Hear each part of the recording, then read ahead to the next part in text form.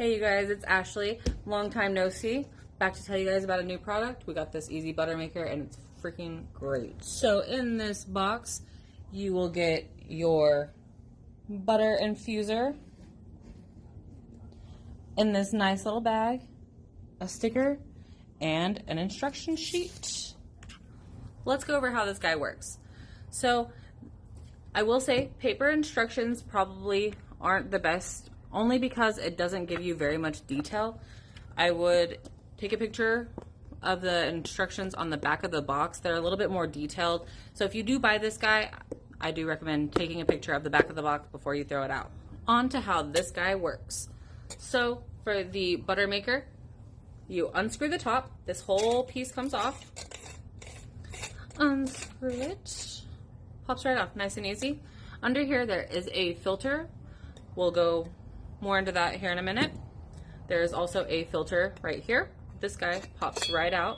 That's where you put your water in. You fill your water to right below the valve.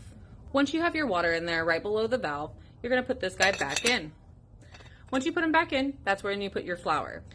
So after you have your flour in there, you're going to screw your top back on. Nice and easy. Make sure you get it nice and snug because you're wanting to create pressure. So after you put your top back on, nice and snug, you're gonna cut up 1 stick of butter.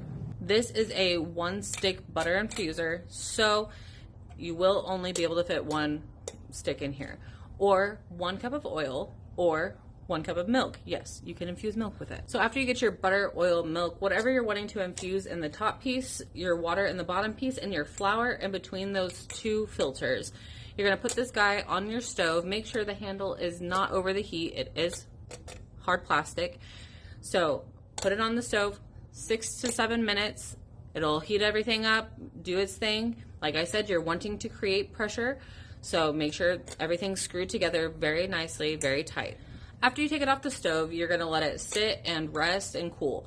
As it's cooling, the water will separate. Now, if you do decide to infuse milk, and why would you infuse milk? For hot cocoa, silly goose, or if you just wanted some spicy milk to put into a recipe.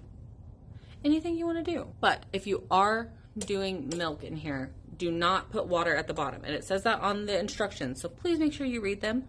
The reason this guy has 2 filters, 1 for your big piece and 1 for your base, first and foremost, it's to hold your flour, but also you don't have to use a cheesecloth or any of that crazy stuff that you would have to use if you were doing butter on the stove or in a different way, because with that you have to actually put your flour in your butter or oil.